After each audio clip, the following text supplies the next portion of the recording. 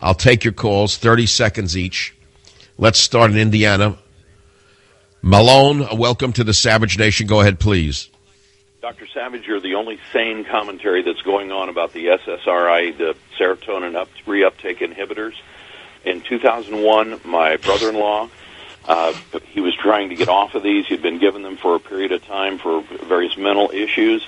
He wound up killing his mother and grievously injuring my wife with a home fire extinguisher, a small kitchen home fire extinguisher. It's not the guns, it's the drugs. And thank God you're on it and you're sane. I'll let that stand on its own. There's no need for commentary about it. This drug is the most overprescribed drug in America. It is unnecessarily subjecting too many patients to adverse side effects and possible withdrawal symptoms, which include dry mouth, nausea, headache, diarrhea, nervousness, restlessness, agitation, sweating, weight gain, insomnia, drowsiness, dysfunction, and how about suicide and homicide? Let's add those to the list. What these drugs do, and without turning into a medical show, is prohibits the depletion of serotonin from the serum. In other words, the thought is that people will feel good if you maintain the serotonin levels in their blood serum. And so the drug essentially maintains higher levels of serotonin in the brain to correct the issue. Well, think about that. How long can you maintain higher levels of serotonin in the brain? Indefinitely?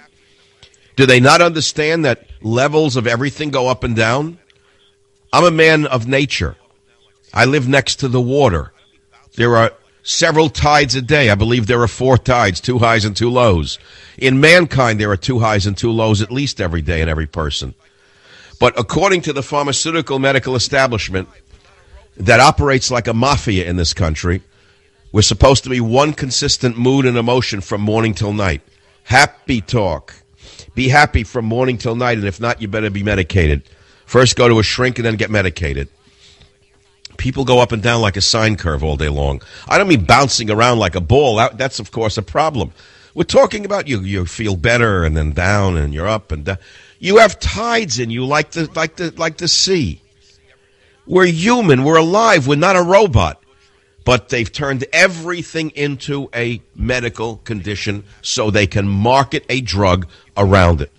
And now we have these massive, an increased number of homicides going on in this country related to these drugs.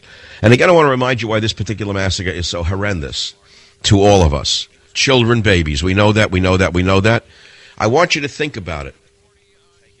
The drug cartels in Mexico, we see every day, we turn our heads away from it. Beheadings, butcherings.